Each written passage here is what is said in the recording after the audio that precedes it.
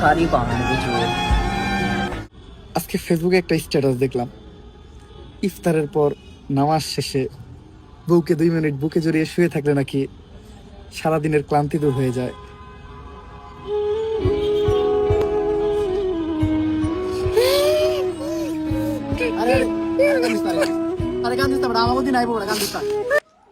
রে ভাই আমি কান দিকে আমার তো বউ আছে মিয়া জান, আমি তো জোরা জোরা ঘুমাইতে পারবো ভাই।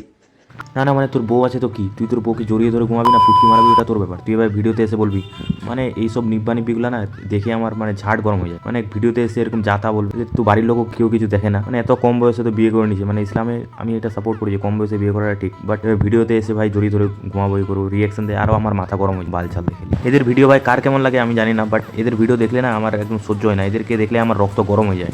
আপনাকে ভিডিও দেখে হবে আমি ইমোশনাল হয়ে গেছিলাম ভাই। ভাই আমার বউ আছে না ভাই, আমি তো পারুম জোরা ঘুমাইতে পারুম ভাই।